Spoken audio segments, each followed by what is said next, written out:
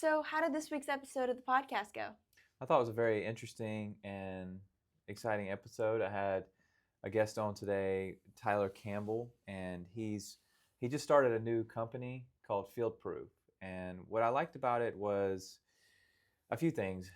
Really, it was inspiring to me to hear about his journey that he's taken in the construction industry. And he started out in construction, and he's been seeing problems from day Yeah. one, and the construction industry does have a lot of problems. And so he was challenged about that from his brother, and we all know how that can be at times, I suppose. But he was challenged about that. Are you going to do something about it, or are you going to just go on about your business? And he did something about it. So that was one of the big things that I liked his vision for the company. I like what he's trying to do. What it does is it takes, I don't want to get into too much detail, but it takes some of the information. We talked about feedback loop. What does that mean? And so it takes this idea of what's going on in one place versus what's going on in another and connecting the two. So that's a bit of a primer on what it is. But the main takeaway from me in terms of at a high level was the inspiration that I got that he took action on Yeah. something. So that was really cool. Like basically not just seeing a problem and glancing by it and say someone will fix that, but taking the action taking the action to fix it. That's really an inspiring thought. Yeah, for sure. And we also got to listen to what his music, pump up music is for doing podcast or work. So that's always fun. So we got to know about that too. Do you have any pump up music you listen to before work or? I mean, I've been listening to a lot of John Mayer recently, but that's not pump up. Yeah, quite the opposite. So, all right, awesome. Well, hey everybody, my name's Andy Richardson, and this is our producer Madeline. We're with the Enhance AEC podcast, where we interview professionals in the AEC industry and find out what their why is so that you can learn yours. Let's jump to the intro.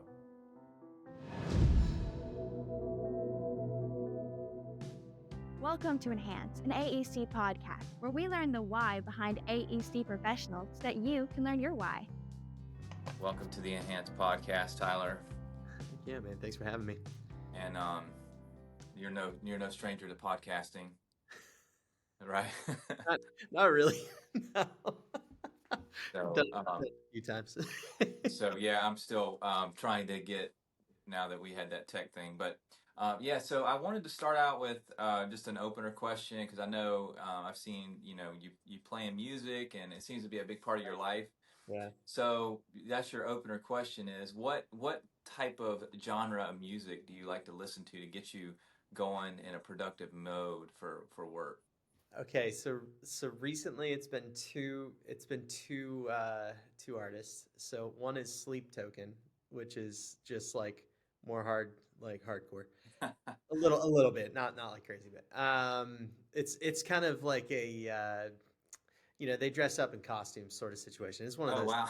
Okay, like Kiss kind of. Yeah, it's one of those. So, but I've been really into them lately, and then Kendrick Lamar. I don't know, for some Oh reason, wow. Okay. That's really into that. Oh yeah, no, very broad interest in music, and then I play worship music on Sunday. So Kendrick on Tuesday, worship on Sunday. So, hey, gotta yeah. keep it interesting. Yeah, that's cool. Well, and you got the acoustic guitar. I saw you playing that some. I guess that goes with Yeah. your worship music, right? Right. Yeah. So I play at church every week, and so this past Sunday, kind of putting a timestamp on when this episode was recorded. So this past Sunday was Easter, and so I had to play 5 services. So Oh that wow. was, dude, it was a lot. So yeah, we did 2 services on Saturday, and then 3 services on Sunday. So it was a good time. Wow, that's a pretty intense. Um, Yes. yeah, so kind of continuing on the music for a moment. And what I guess you play the guitar. Would that be your favorite instrument, or do you have a favorite? Right now, yeah. I went through phases. I started out with violin when I was like, golly, 12, 13, something like that. Had an amazing teacher growing up, and then I got to 16 and I found rock and roll, and it was all over, man. Like it was done. So I rock and roll and guitar, and I realized that was the thing that would get girls' attention more than violin. So I went with that.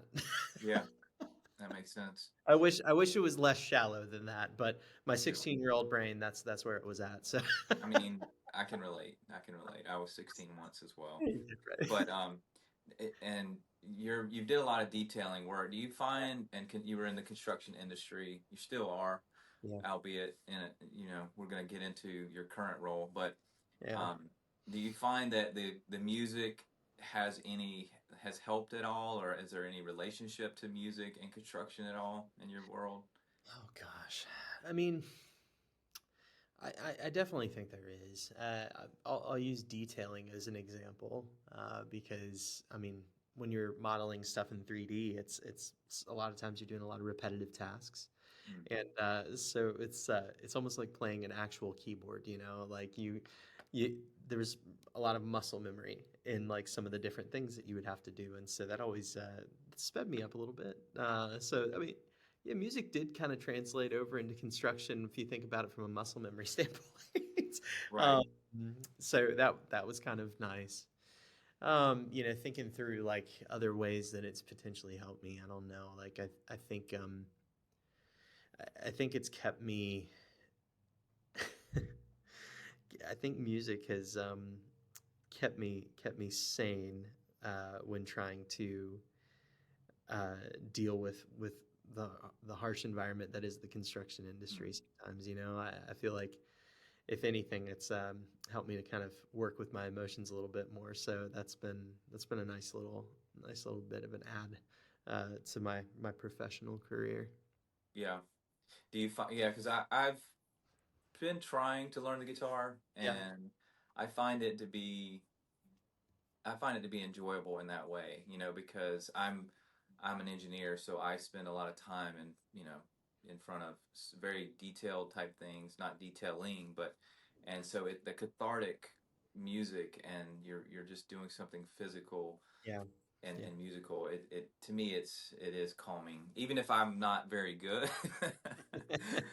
yeah. Yeah, It can be calming. So it still counts. It still counts. I mean, I think it's a good way to disconnect from the day. If you had a rough day, it's good to just sit down and just strum for a little bit and just pick. And like for me, it activates a different part of my brain and just helps me activate sort of a rest mode. And so I'm so thankful as I grow up. Like, you know, I didn't play as many sports growing up. Not as many. I played baseball when I was really young, but as many of us do. Uh, but I kind of opted for music, and mm, I'm really kind of thankful that I did that because I see a lot of people who spend time in sports and they're not able to play anymore, right? right, Or not as frequently. Whereas my thing, I've been able to just carry it with me, as I age, yeah. um, and it's seen me through a lot. So it's a very important part of my life. Yeah, I can relate on the other end where I did spend a lot of time doing sports, and those things don't necessarily carry over into your life later on. Yeah, torn ACL, little things like that just stack up, right? Yeah. Yep. So you did a lot of construction detailing, steel detailing. Did you go straight into that originally, or did you have a beginning elsewhere? Yeah, so well, I started out working at mobile phone stores, so that was a lot of fun. Got to experience retail, and then soon after that, I joined the family business, and so the business is ABSI. That's my dad and my brother's company still to this day, and I grew up in there and was mentored by both of those guys, and so it was really cool to be able to experience that. And I skipped the college route, just went straight into industry, and that was good for me. I know it's not the best for everybody, but it worked out all right for me. ADHD is probably would have killed a lot of my attention in learning stuff. I do better by just getting out there and getting my hands dirty and screwing up, right? So Yeah, I did detailing for 10 years though. Stayed there for a decade, and kind of grew up through the team and got really good at it, and then decided to bail. I was like, hey, I'm gonna go out and start my own business, and that was Story Builder, and ran that for about 3.5 years until starting up FieldProof now, which is kind of the pivot, and we're moving over into more of like a construction advisory and network sort of phase of life. So I feel like I'm coming back to the industry in a lot of ways. I was in video land for a while, but now I get to come back to the industry and get to play again. So I'm Right. Now, are you doing any video, or is it a total pivot to the field proof? yeah, it's total pivot back into field proof. I feel like what was funny is that if you'd seen any of my LinkedIn stuff, which I mean I think you might have if we're sitting here, right, is I rant on technology a lot, and talking about the issues therein, and it felt like my passion was more towards solving those problems than actually the video component of my business. And so that's the reason why I was like, all right, buddy, are you going to keep harping on this? Or are you going to put your money where your mouth is and try to actually help the problem versus just add to the noise? And so it has become just a big passion of mine. And it's something I get geeked out over. And it's something cool that I get to do. And again, I get to go out to the field now. I don't have to wield a camera, but I get to go out and play with robots and stuff like that, and that's the type of stuff that's just a good day, It's a good day to get to play with new toys and software and stuff. Yeah, that sounds awesome. And that's really, I mean, you've like fast forwarded, because usually the purpose of our show is actually what you just described. Is what is it that you're doing that is making, and it sounds a little cheesy sometimes, like what are you doing to make the world a little better place, to enhance the world around you. I mean, it sounds like you've hit on it. Like, this is Yeah. what you are doing to make construction better, which Yeah. is it. I mean, the built world is everything you see is, Yeah. most of it's built by us, by people, Yeah. and except unless it's green. Yeah, right. So, I mean, that's what you're involved with, right? Yeah. And I think over time, we recorded our own podcast, and kind of backtracking just a bit, just to kind of just again kind of give some context, is Eddie and I, my brother and I, we started up our podcast, and we've been doing that over probably close to 6 years now. It's getting close to 6 years, which is wild. When we started up the podcast, we had this feeling and this intention of being like, we're going to go out and we're going to educate everybody, and we're going to tell them how it should be done. And we thought we had it all figured out. Fast forward a little bit, and then we realized, wow, we were really stupid, and there are a lot of really smart people out there, and we should probably shut up and listen more. And Clifton Harness, I got to give a shout out to my buddy over at TestFit. He was one that had mentioned the feedback loop early on in our podcasting journey, like episode 2, 3, or 4, something like that. It was really early, and that just kind of stuck. It's like, and so for me, facilitating a feedback loop is something that I feel like I've learned through the podcast, but now I get to facilitate more hands-on by doing FieldProof. We're trying to provide feedback up and down the chain, all around in the construction industry. Why is that important? Context, man. We got to understand context of what other people go through in order to innovate more effectively and affect change across an entire industry.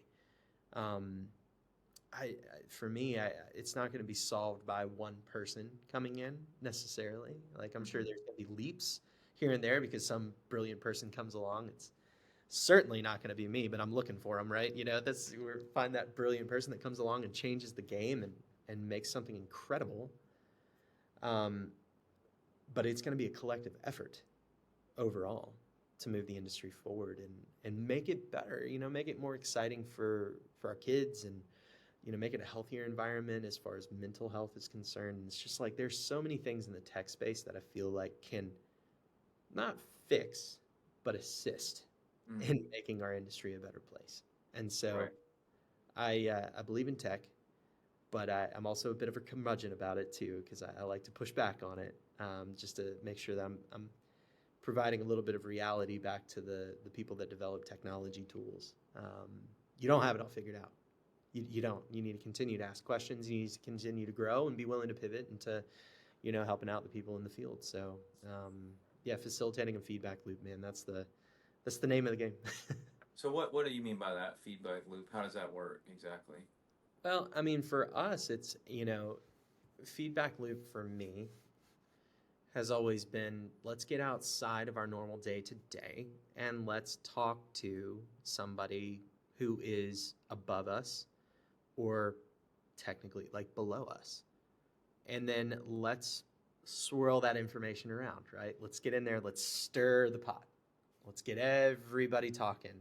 And I think only through that can an owner understand what is caused whenever they decide, hey, I want to change my brick color, or I want to change this steel layout for some cockamamie reason, or helping the steel manufacturer or the steel fabricator or the steel detailer understand what the owner is going through on their end, because that was something I was never aware of, is like what an owner has to deal with. And then as soon as I started to uncover that, I started to develop a lot more empathy. And empathy is probably the biggest thing that we're lacking in our industry, as far as understanding what the other parties go through. Because it's like the world revolves around us and our model that we're building or our drawings that we're putting together, and it's so much more than that. The work as a detailer, what I was doing was a result of a lot of other decisions that were made by other people, in the owner's seat and the GC's seat and the architect's seat and the engineer's seat. Like, it was a lot of decisions up until that point. And so who am I to complain without understanding what they're actually going through? So we have to have that feedback. We have to have that conversation as an industry at large. Let the bottom talk to the top and the top talk to the middle and the middle talk to the, kind of top, we've got to be able to talk to everybody up and down the chain in order to facilitate growth in the industry. Yeah, that's awesome. Yeah, and have you ever heard of Edward Deming? That name sounds familiar. He worked with Toyota, went to Toyota, and I'm just learning about him myself, but this is one of the things that he talks about is respect for the system. And there's four, they call it the system of profound knowledge, and one of the aspects of it, it's like a Venn diagram with four bubbles, but one of the aspects is respect for the system. And it's what you're talking about, the idea of unintended consequences of like a brick color change and how that impacts somehow in a weird way it could impact the steel detailer.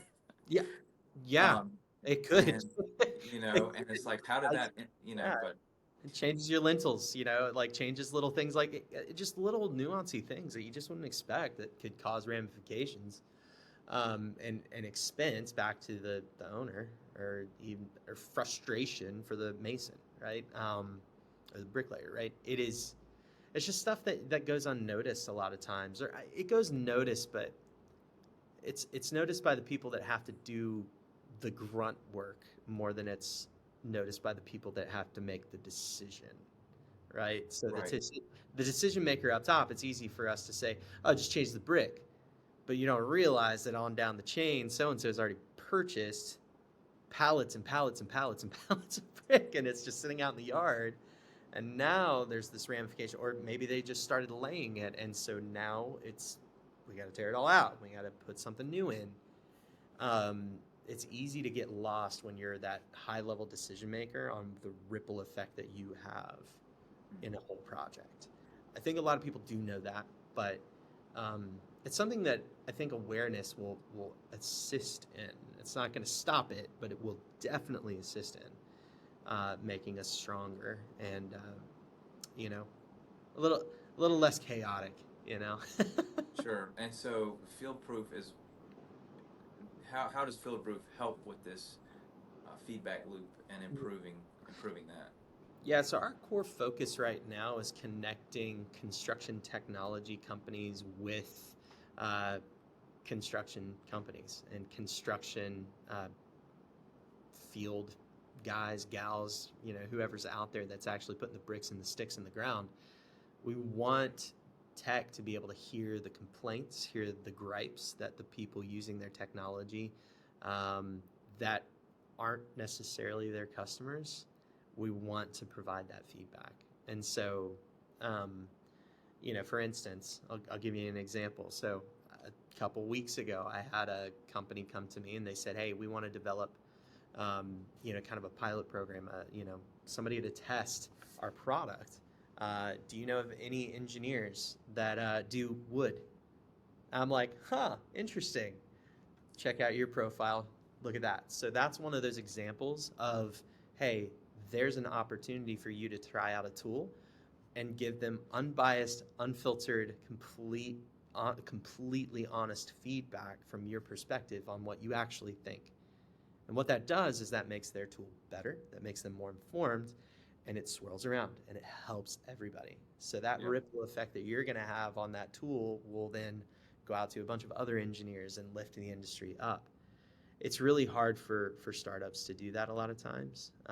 It's difficult for companies that are entering the United States to do that too. If they've got a great product, but they're not familiar with the States, that's another thing that we can help with. So yeah, a lot of pilot programs, a lot of testing and beta testing, and it's a lot of fun, man. Like you get to hear the unfiltered stuff, and it's raw and it's honest, and it occasionally makes me fist pump, right? I'm like, yes, all right, thank you for finally saying that. They need to hear it. It doesn't have to be me bringing the bad news. Yeah, so it sounds like you've had some big wins already with what you're doing. I mean, as far as getting it all launched and connecting some, I guess these software companies or tech companies with the users, the end users, which engineers, contractors, superintendents. I saw your post about supers the other day, and just like you're giving them an ear to listen to for the first time in some cases, right? I mean, so tell me about that, because that seemed like a significant conversation that you were having.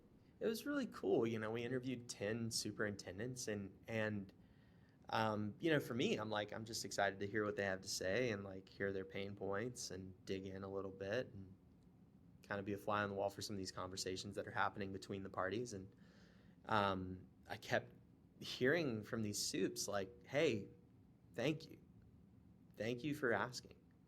Nobody asks. Like nobody asked me.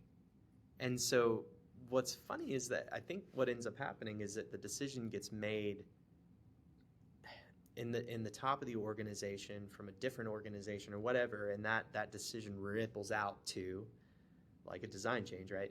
Ripples out to the guys and the gals in the field, and that ends up providing just a lot of headaches back to them. And so I just thought it was so cool to hear them say, hey, thanks for listening, thanks for hearing my opinion, my struggles, because they know that, like, hey, it's going to get better if I keep talking about this. Even better for them, they got paid to share all that stuff, so that's even better, right? So there's an incentive to it of like, you're not just going to come in and test for free. Like I want to get the pros paid for what they provide. They're providing value, right? And so and that was a whole part of our business model, is to get professionals paid for their opinions. So I thought it was really cool that they said thanks. It was kind of a thing that I didn't expect. I don't know why. I just didn't expect that. Yeah. Yeah, that's cool. Now, what skill do you think? I mean, what is it that allows you to connect the users with the technology companies? Is there a skill that you have, that a personality trait that gives you that ability? Oh gosh. I don't know if talking is really the ability that I have, but it certainly can be advantageous at times. But I think the main advantage that I can bring to the table is that I've lived kind of both sides of a coin. I started in the construction side. I built up relationships there, and then we started up our podcast and built more relationships there, connected with more people, networked with more people. built up a following on social, small but mighty, following on social, which is really cool. And then, I lived the life of serving tech companies and the other company of Story Builder. And I saw the inside of like, hey, there's a deeper pain here, and that we're not able to solve that with video, but we can potentially solve it with other things. And so it was a maturing in my own professional career that allowed for me to step out in kind of faith and say, all right, I'm going to give this a shot. Let me see what happens here. And, the initial response was incredible. I mean, like in the first 2 weeks, we had like 90 people sign up for our testing network and saying like, hey, I want to test new products. Like, that's wild. That is not the like I had my expectations way lower than that. I was like, if I get 5, I'm going to feel great this week, right?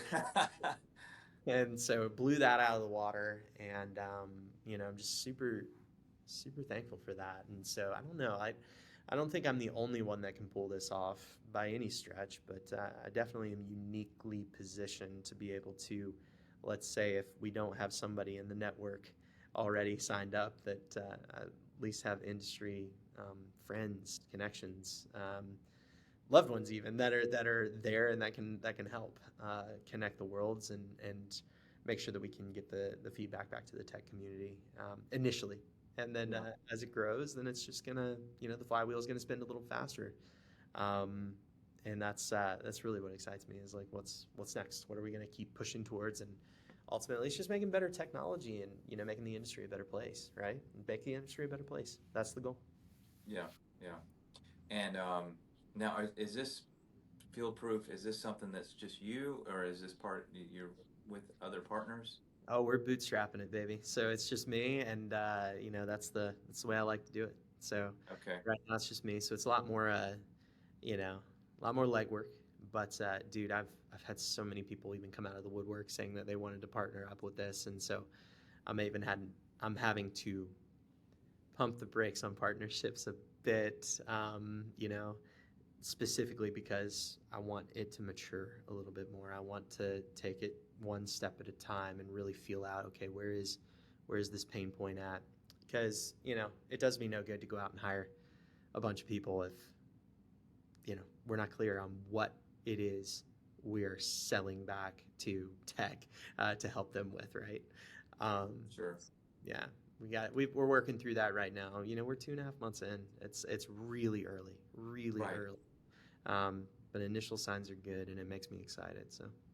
Yeah, it seems like it, and I'm really excited to have you today just to talk about it. It sounds like things are going really well for you, so I'm really happy. And it's interesting how you've gone from the early stages of, you mentioned the podcast, and you wanted to change the world through education and knowledge, and there was a realization that, I mean, yeah, that could help, but to be this catalyst seems to be the way you're going about it now.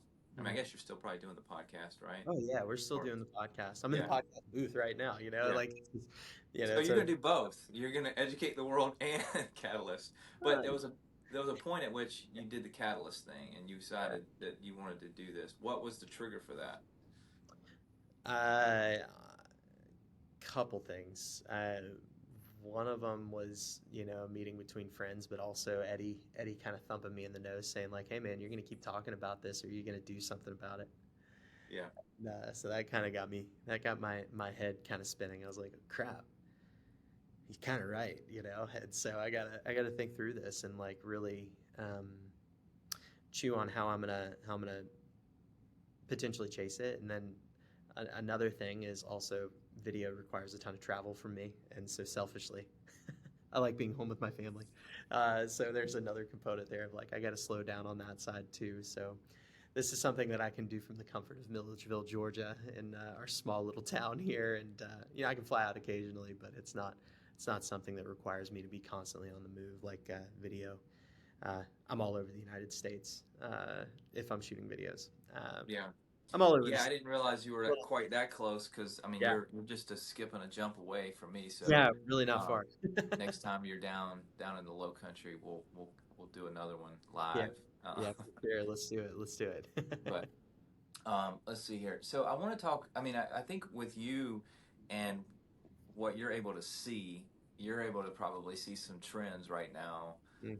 very up close and personal, because you're talking to the supers, you're talking to these tech companies. I mean, and obviously you probably don't want to give away too much, but what trends are you seeing right now that we should be aware of? I'll say here's a pain. Here's a common pain. And it is there is so much disconnect between all of the applications that we're using that it is causing a ton of issues at the field level. Let me put it this way. There was a super that we were talking to, and he was talking about how, you know, his his workflow, he would have his general foreman go and search through multiple project management apps.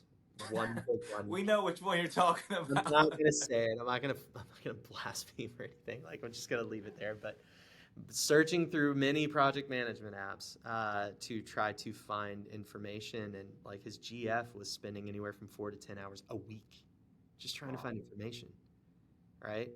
And the problem is that it's really well set up for a GC.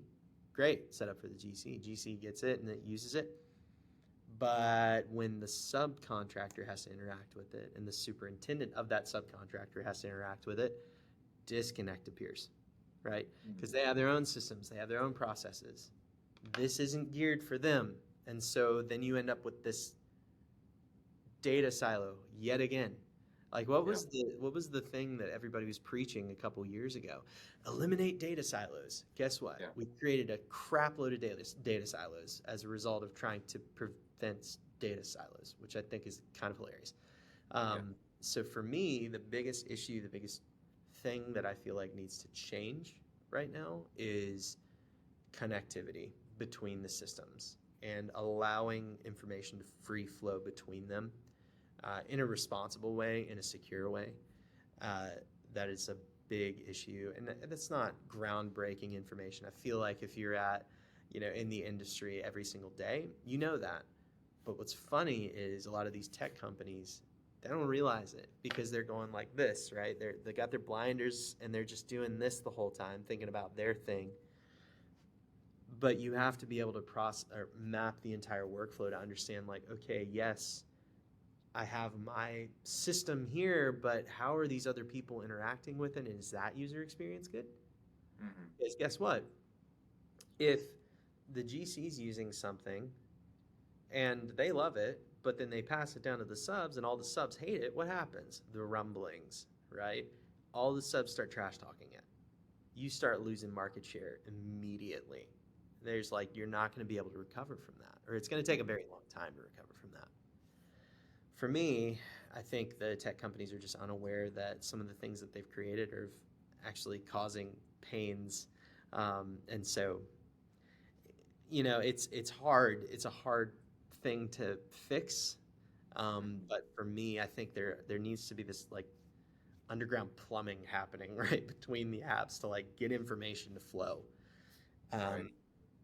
Because it's fine. Like, if I like using one thing and you like using another, I feel like that shouldn't stop us, but we should be able to connect the tools together so that I can work in a place that I'm comfortable and you can work in a place that you're comfortable. And that's just not possible without double entry, like a double entry of data, right? I send something to you and now you have to re-enter it in your platform. That's what's happening. Right. And that's and also platform A wants to protect their brand, right? And so they don't want to give that API up or that ability to, somehow connect these two apps. Because if it did, then that would make it way easier to do what you're talking about, right?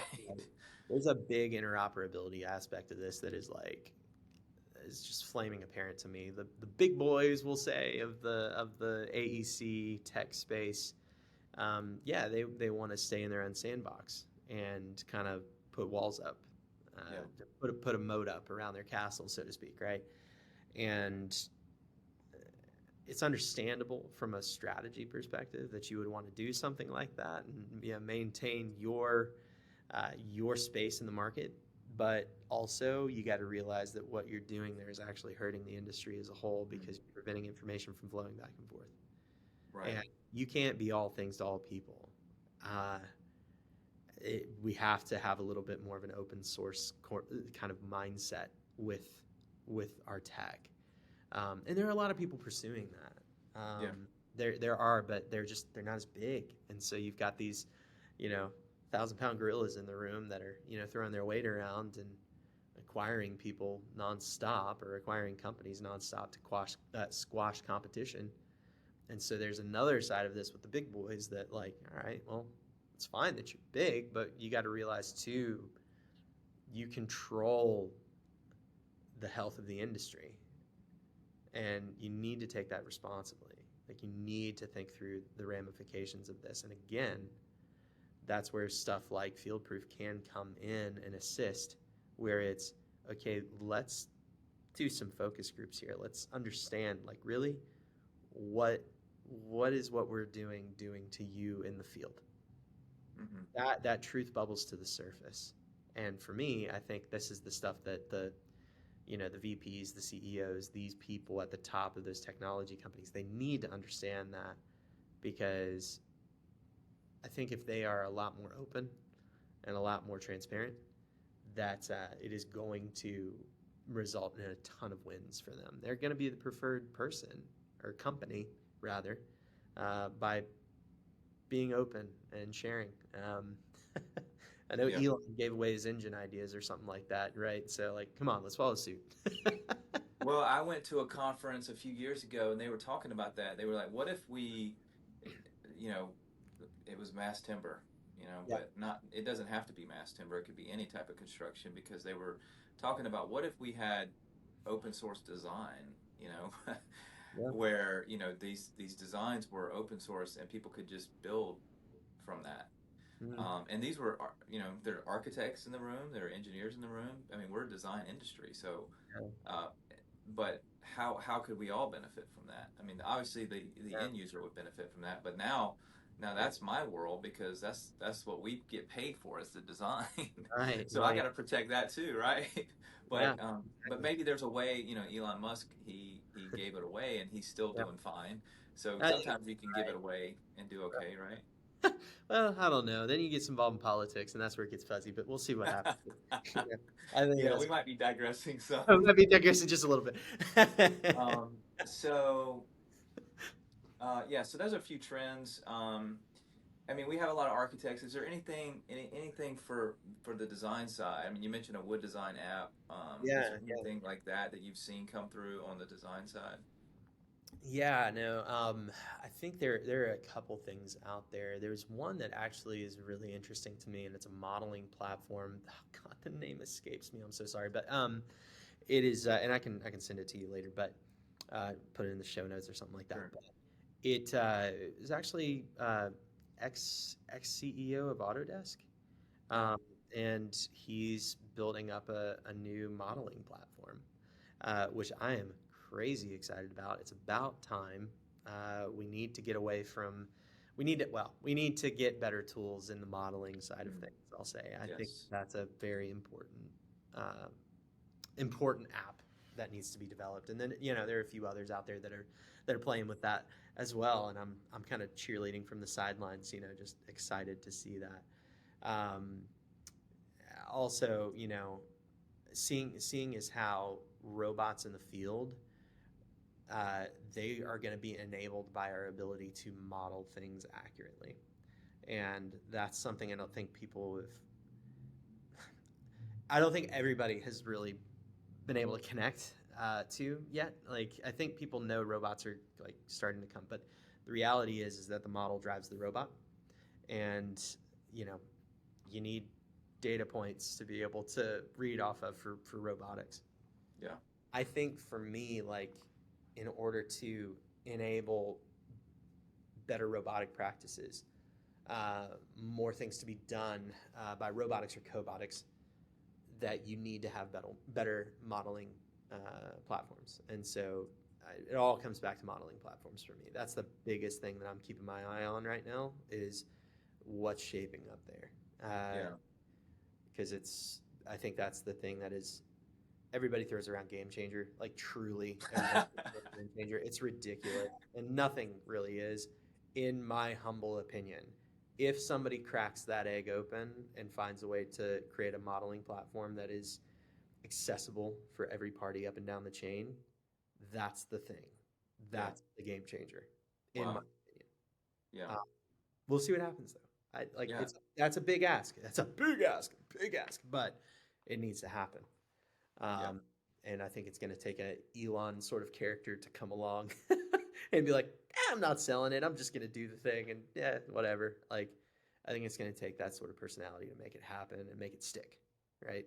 Make it stick. Right. That's the big thing. Puts the feet to the fire for the other big guys out there developing modeling applications. Yeah. And that makes them improve their products a lot more rapidly, makes them get a little more serious. Because right now they're fat and happy collecting the subscription fees. I think somebody needs to come in and thump them in the nose. So Right. it's Some about time. disruption. Yeah. It's going to happen soon, maybe. It will. It's just a matter of when and who. Yeah, I mean, what you mentioned about the modeling and the connection to the field, I mean, that makes sense because I just saw a Starbucks 3D printed. Yeah, I saw that too. Really That's cool. amazing. I mean, Yeah. and it looks pretty good in my opinion. Yeah. I mean, I liked how the texture of it and everything. I mean, some people I'm not an architect, so they may say, "Oh, that's They just leaned in. brutalism," but I can respect that too, right? They just leaned into the fact that it was 3D printed. Yeah, it's 3D printed, whatever. yeah, they didn't code it or anything. It just went with it. Yeah. So yeah, there's a lot of cool technology out there. It sounds like a really good time to be in what you're doing and facilitating. I mean, and it also seems like your career. It's really cool to see how your career brought you to this place, and now you're able to use all that knowledge of the detailing, all that knowledge of your podcast and everything. Was there anything else that helped you? That's helping you with your current role? AI. I mean, Yeah. honestly, I've had to get a lot better at it, a lot more proficient. Because right now, if it's just me, it's lean and mean. I gotta get a lot done. Yeah. And so, how can I use AI in a smart way, not in a let me just hand this off and be brainless way, right? How can I do this in a way that can speed me up, that can make me more accurate, do all of the do the trifecta, all right, that we're all looking for: faster, better, cheaper. I tend to that is honestly that's the thing right now. That's Yeah. enabling me more than anything, and I can't understate the impact that I think this is going to have. I think everybody kind of knows that it's going to be a massively impactful thing, but I mean, the things that I'm seeing right now, just on my own side and doing what I am doing, I'm like, kind of like, this is insane. Like the Yeah. genie's out of the bottle. What the crap is going to happen now? Level. So, yeah, that's. I won't say AI is the game changer because it's already here. The game has already changed, but I think modeling platforms will be the next game changer. Right. Just Right. putting those in order. Well, and they need. I mean, and not to Yeah. put you too much on a platform, but I mean, really, they need these companies. They need something like what you're doing to connect the dots. Yeah. So I think that's why it makes sense about what you're doing. Yeah. Has Perplexity or ChatGPT, have they come knocking yet for FieldProof to see No, if they haven't. Yeah, no, we'll see what happens. We'll see what well, happens. they might be next. That'd be Yeah, a I good don't think they client. need me. I really don't think they need me. I think they've found their product market fit, so I think they're all right. At least Yeah. for the most part. Golly. But yeah, I mean, if there's AI companies that are coming out, AI first is what I'm seeing. Um, that's where I think using the AI first construction technology is what we're going to see more of. Would you agree with that? Yes, and that's honestly a challenge that I've set for myself, is to be AI first as a business and field proof. Is Yeah. before I go out and I hire people, let me see if I can actually do this with AI, just to see if it's possible. Yeah. Just because I want that challenge for myself. Yeah. I love interacting with people. Don't get me wrong. I want to have more people come on board and help, but also, like, if it can be at the foundation level of everything that we do, that's the thing that I think is going to be really interesting, is like new businesses coming online with that mindset of, okay, we're no longer like the already the companies that have been around for a long time. the ones that are the massive, aircraft carriers, we'll say, of businesses, it's going to take a long time for them to turn around and integrate AI into their systems, Yeah. and do that in a way that's responsible. Right. Whereas with smaller businesses, these, tiny ones that are just getting started right now, if they are AI first from the start, the ability to advance and innovate and stay ahead of those massive, massive companies right from the chute is going to be really interesting to see. Yeah. So yeah, AI first construction companies. That's the thing that I'm kind of looking at, going, oh man, when is that going to happen? I think it already is, but they just haven't bubbled up to the surface yet. I think Right. they're going to bubble up to the surface, and you're going to go, oh crap, they're huge, and they only have 50 people or whatever it is, and they're $6 billion a year. Well, you had one on your podcast recently, right? AI First Engineering Company. Yeah, Ahmed, yeah, that was wild.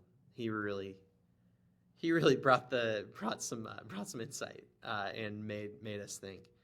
Ahmed is actually, he was a steel guy too, man. That was really cool. I think he worked at a large steel company, manufacturing facility or company, and he just went full bore into AI. And honestly, after talking to him, Eddie and I both, we both were like, maybe we should start playing with that more. And so Yeah. we did. Okay. And that's really the thing that spurred us on and said, hey, let's try testing some of this stuff. And man, the stuff that we have been able to do, just our dumb butts here in the office, being able to code stuff and create things for ourselves, man. Yeah. He was right. It's AI's coming for at least a lot of different roles. Now, you could get freaked out by it. You could go, oh my gosh, it's the end of the world, I'm going to lose my job. Or you can get really excited like I am and be like, listen, what are the opportunities here? How can I leverage this to make my work better or make my business better? And Yeah. so the people that think like that, those are the ones that are going to win long term. So it's been a mindset shift for me. At first I was like, AI, that's pretty cool. You can get in there and chat with it, and it's cute and all that stuff. And now it's like, oh, junk. Yeah. No, this is something to be thinking about often, Right. and implementing every day, which I do every day. Right. Right. Yeah. Well, that's a great tip right there. I mean, just and it's becoming cliche a little bit, but it's not cliche Yeah. to use this technology Yeah. because it's here. I mean, Yeah, it is. it's here. We have to use it. We have to use it, or we're going to be out to lunch. Yeah. You know. Well, technology. Define technology, right? Paper was technology in its day, right? It's stuff like that. I think it's just this new breed of technology and this compute power that we now have at our fingertips is something that we haven't had to kind of reckon with yet, and or we have, but not to this degree. The fact that we can train an AI model to replace an entire human is insane to me. Yeah. But here we are, Yeah. and it's only getting better every day, which is, again, mind-numbingly crazy, a little freaky, but Which, I mean, it seems like they should be able to have AI solve that gentleman's problem of searching for documents 4 Right. to 10 hours a week. I mean, can you not have an AI agent to go find that, shop drawing or whatever he's looking for? They exist, but they're still being trained, and it's still something that's being worked on. So I will say they do exist. So again, it's even kind of an education part too, but for the contractors to say, hey, here's what's available.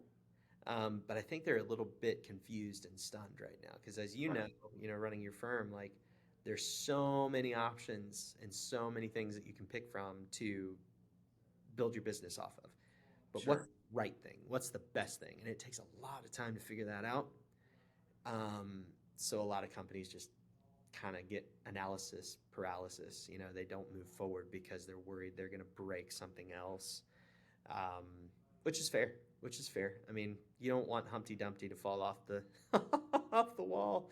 Yeah. He's up there looking happy right now. Don't look at him too hard, right? And sometimes implementing a new tool can really stir up some issues. So for a minute, Yeah. So you got to be bold to step out there and try it. But you know, Which that's another model, but that's not your model. Is to help those people with that issue, right? That yeah, particular issue. maybe Maybe eventually. eventually. Okay. Maybe Well, eventually. We'll see what happens but here. I mean, It might it's have been a thought. So it was one because I saw your note app that you put on LinkedIn. I do follow you, by the way, and I saw your different brainstorming things where you thought through. Okay, these are the things I could do, but this is what you came down to. FieldProof. yeah. So that's cool to see how you know. And I've gone through that process too with different things where. Yeah. No, it's like for me, like, oh my gosh, dude, brainstorming buddy with AI has been huge for me. I'm serious.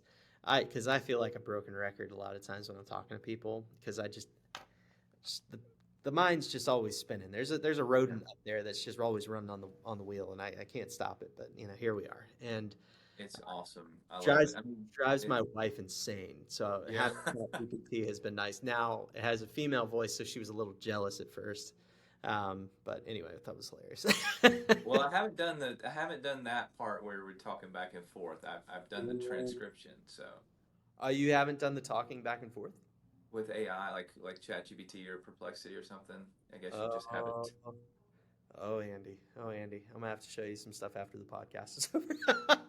it's I'll check it's it out. pretty Yeah. wild. It's pretty Yeah. wild. I'm not gonna lie. All right, yeah, we'll check it out. So, interested in that. Well, let me bring us in for a landing. Is there anything else you want to kind of go over? Did we hit everything about FieldProof or Construction Brothers?